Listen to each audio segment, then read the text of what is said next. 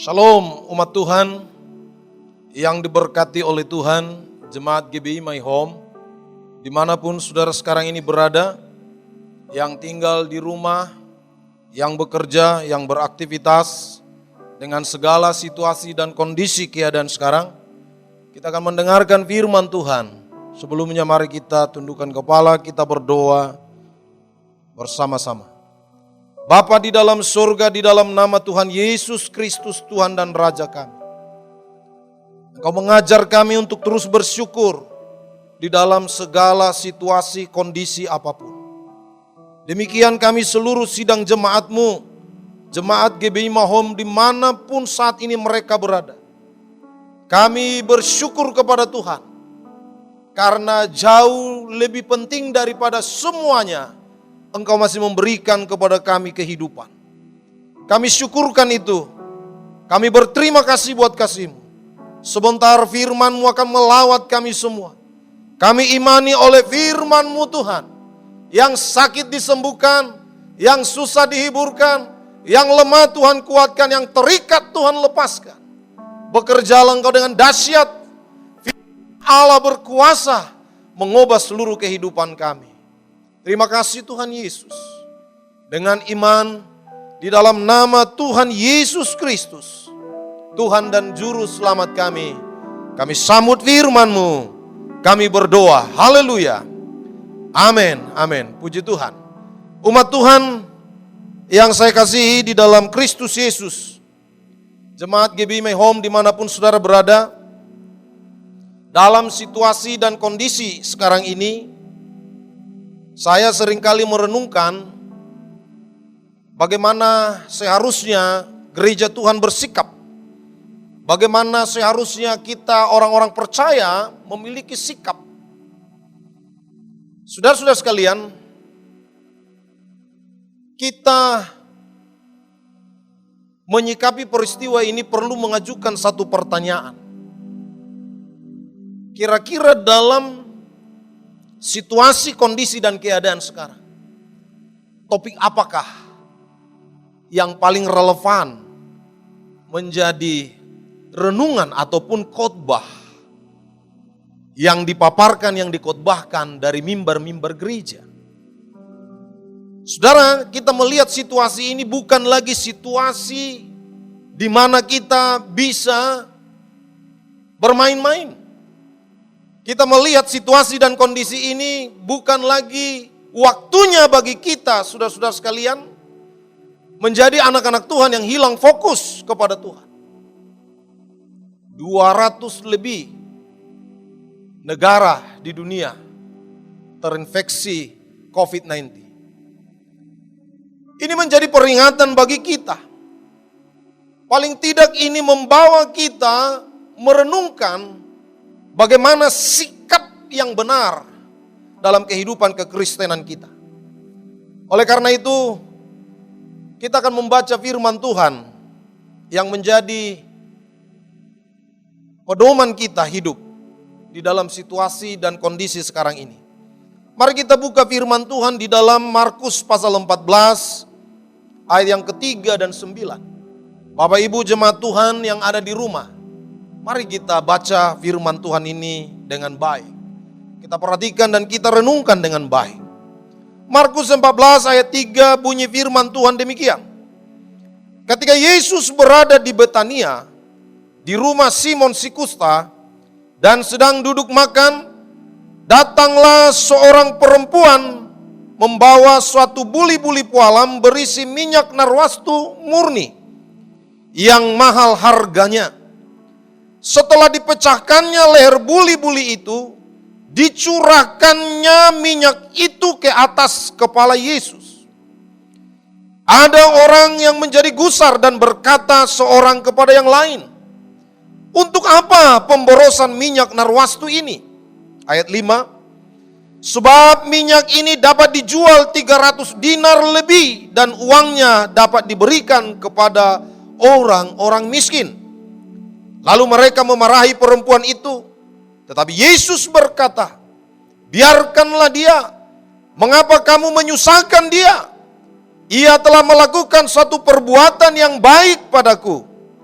Ayat yang ketujuh, karena orang-orang miskin selalu ada padamu, dan kamu dapat menolong mereka bila mana kamu menghendakinya.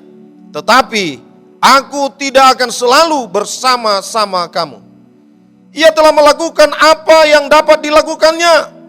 Tubuhku telah diminyakinya sebagai persiapan untuk penguburanku. Ayat 9 yang terakhir, aku berkata kepadamu, sesungguhnya di mana saja Injil diberitakan di seluruh dunia, apa yang dilakukannya, ini akan disebut juga untuk mengingat dia. Demikian pembacaan firman Tuhan, Bapak Ibu Saudara sekalian. Maka saya berikan tema untuk mengarahkan perhatian kita kepada firman Tuhan ini, yaitu fokus kita adalah surga. Fokus kita adalah surga. Dalam situasi dan kondisi seperti ini, Bapak Ibu Saudara sekalian, bisa menyeret kita untuk tidak fokus. Bisa membuat kita malah justru mengalami ketakutan. Bahkan kalau kita melihat, bukan hanya Indonesia, 200 lebih gereja di dunia mengalami hal yang sama. Gereja-gereja yang megah, gereja-gereja dengan jumlah jiwa atau orang percaya di dalamnya juga mengalaminya. Mengalami hal yang sama.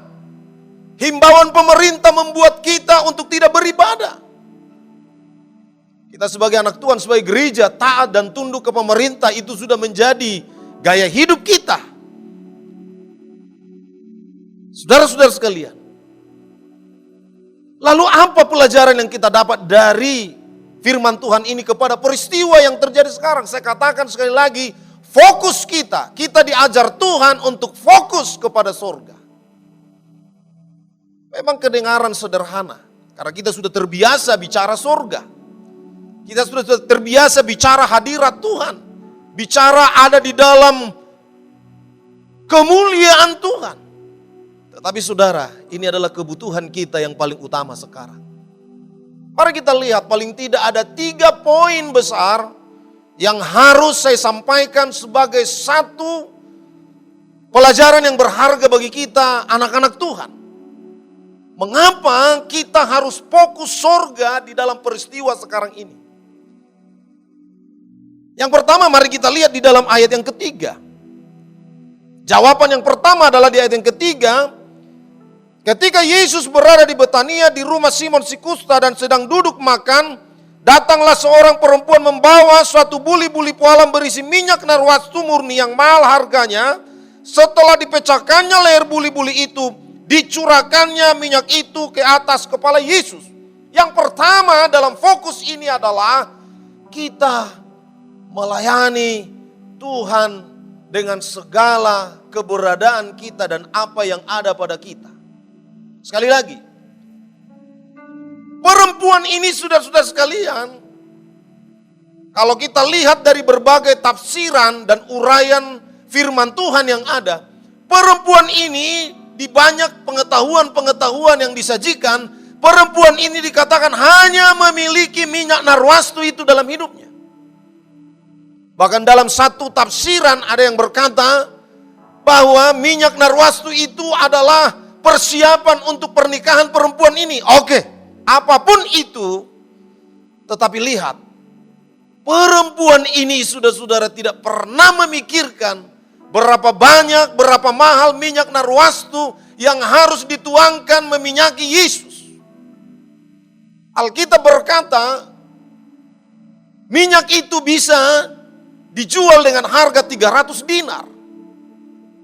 Kalau kita ukur dengan harga nilai dinar sekarang ini, ada dinar satu negara dengan harga konversinya ke rupiah itu 50.000. Berarti 300 dinar berarti 15 juta. 15 juta uang sekarang harus dituangkan hanya untuk meminyaki Yesus. Kenapa perempuan itu berani mau melakukan itu?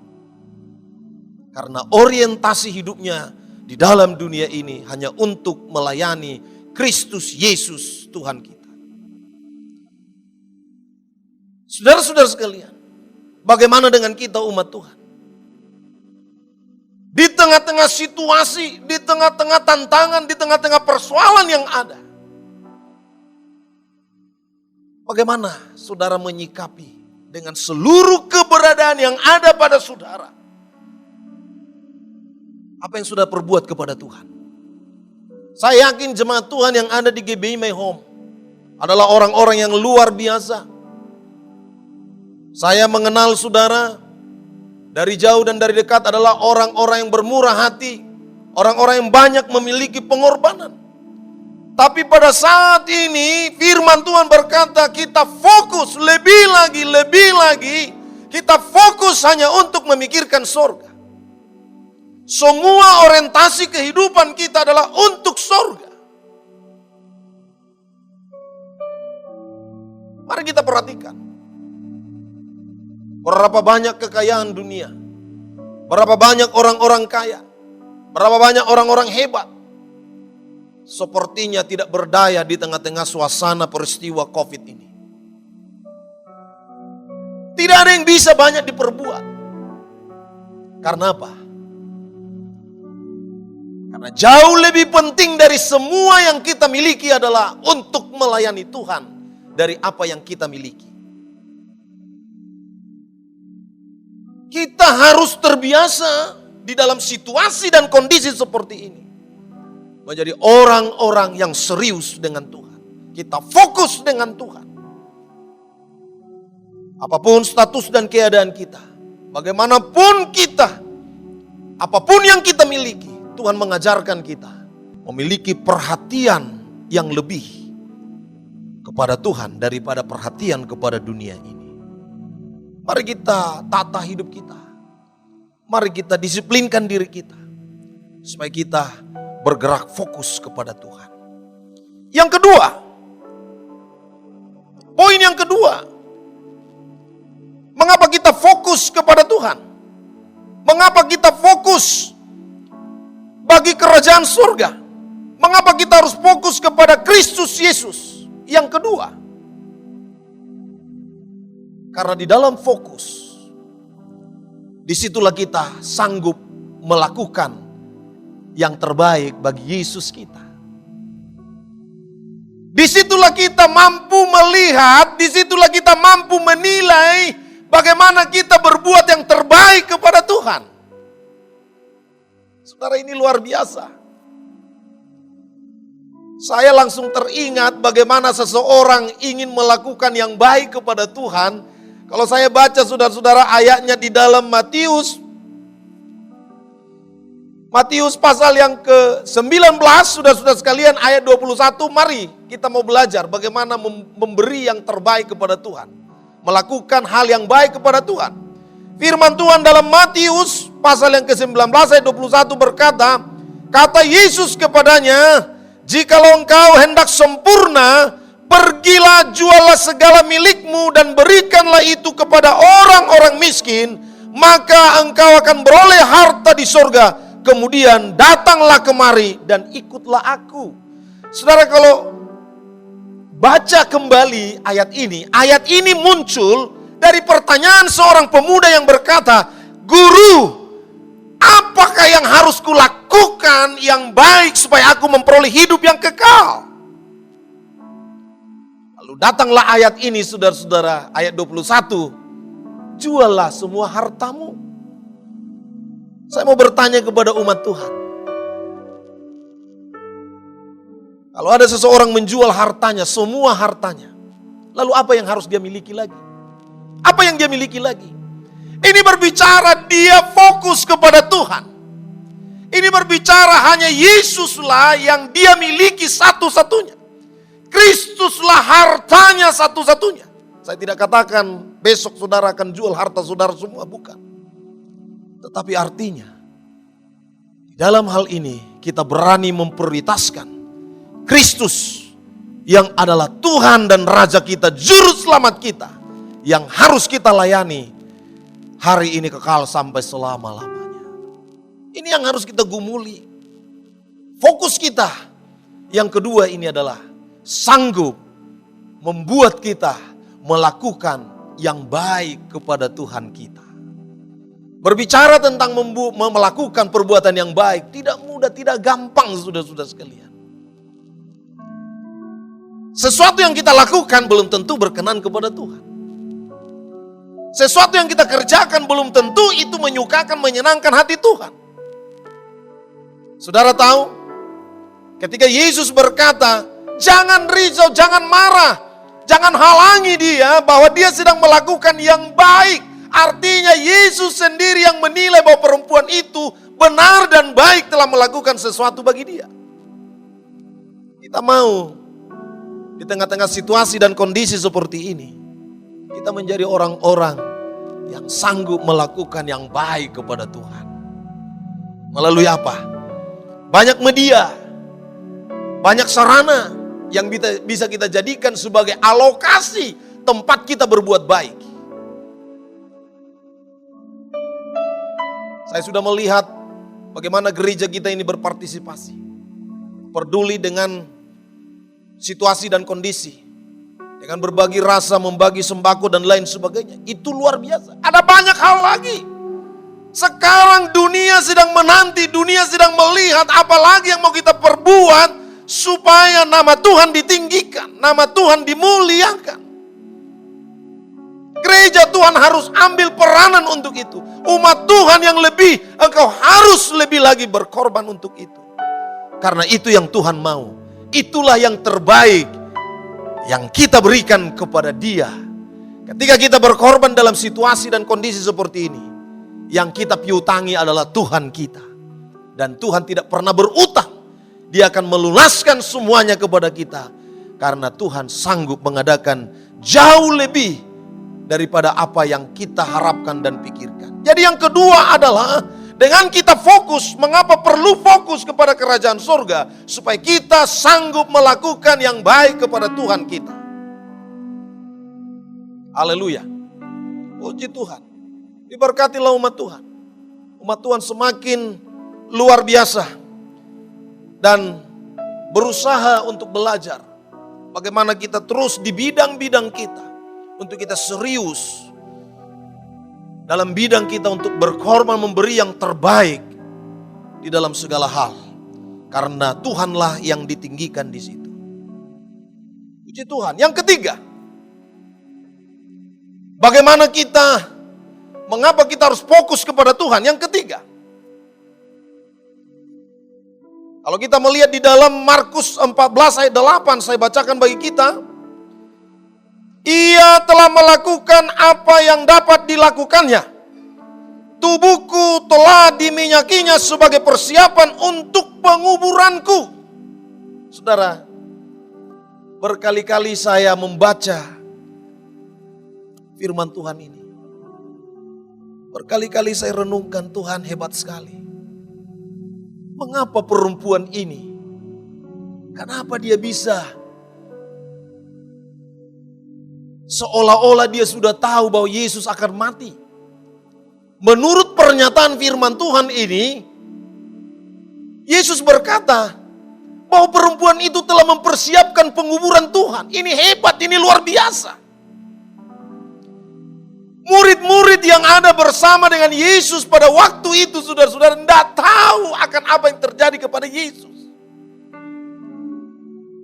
Tetapi perempuan ini yang tidak selalu ada bersama dengan Yesus, yang tidak selalu makan dan minum dengan Tuhan Yesus, dia tahu apa yang harus dia perbuat kepada Tuhan. Ketika dia meminyaki, mengurapi Tuhan Yesus mulai dari kepala sampai kepada tubuhnya, Yesus sendiri yang menyimpulkan, Yesus sendiri yang memutuskan bahwa perempuan ini sedang mempersiapkan penguburan Tuhan Yesus. Ini luar biasa. Lalu apa yang kita tangkap, mengapa kita harus fokus kepada Tuhan? Yang ketiga, supaya kita sanggup memiliki visi. Supaya kita sanggup memiliki visi. Saudara sudah belajar, kita semua sudah tahu apa itu visi. Visi bukan seperti yang dimaksud oleh dunia penglihatan biasa, bukan. Ini adalah penglihatan ilahi. Ketika dia mengurapi Yesus, mulai dari kepala sampai ke tubuhnya, dia sedang melihat sesuatu ke depan. Dalam peristiwa COVID ini yang menggoncang dunia, orang percaya perlu melihat apa yang akan terjadi di masa yang akan datang. Jangan sampai kita, saudara, melalui peristiwa ini seperti firman Tuhan berkata, aku mainkan seruling tapi tidak ada orang yang menari.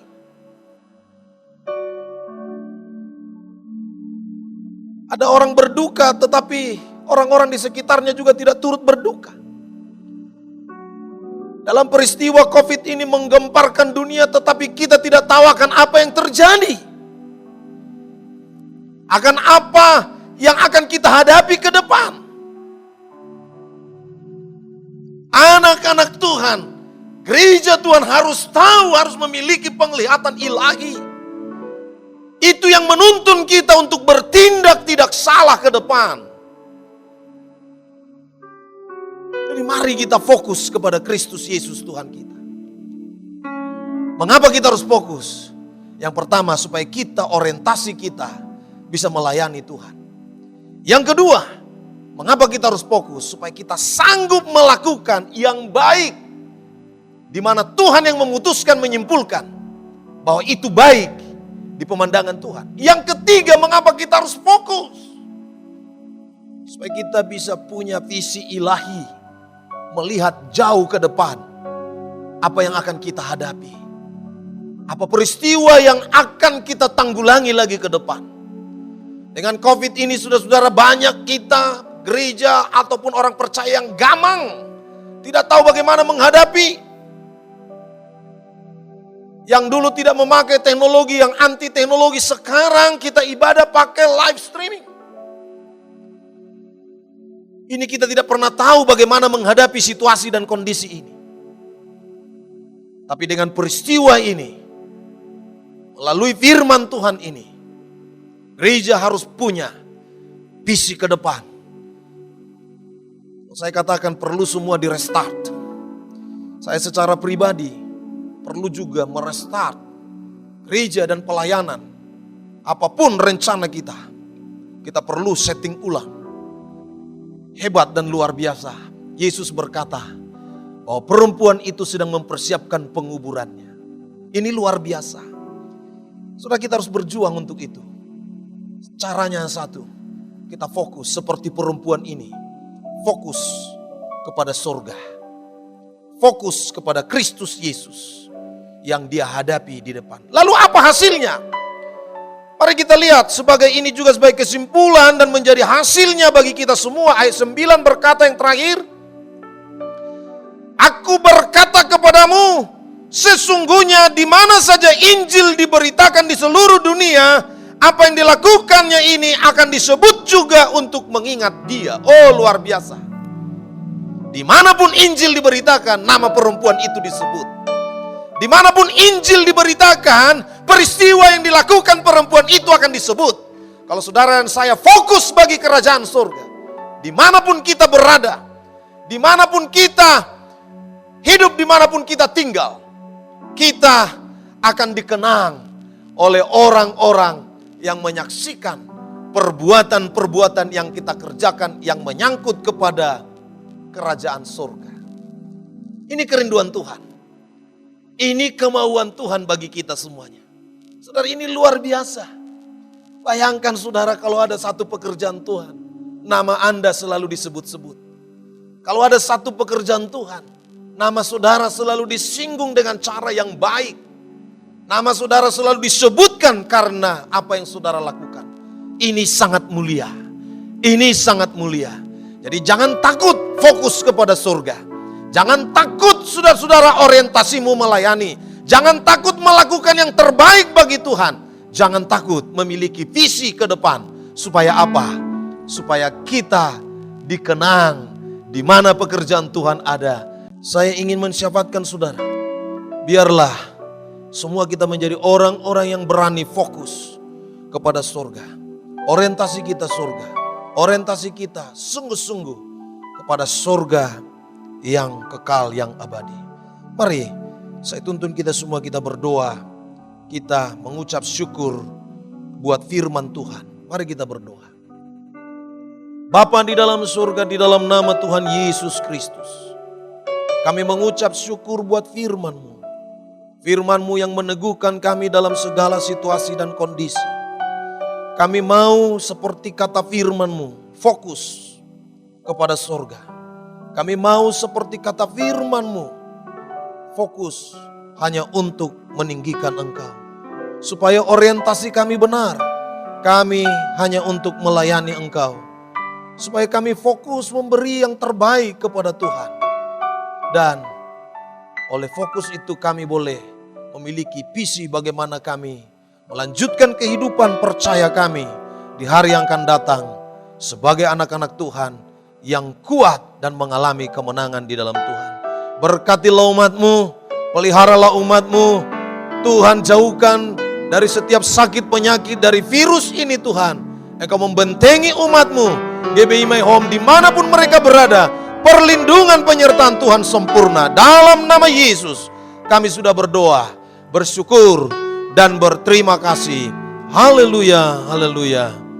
Amin, amin, amin. Puji Tuhan, shalom.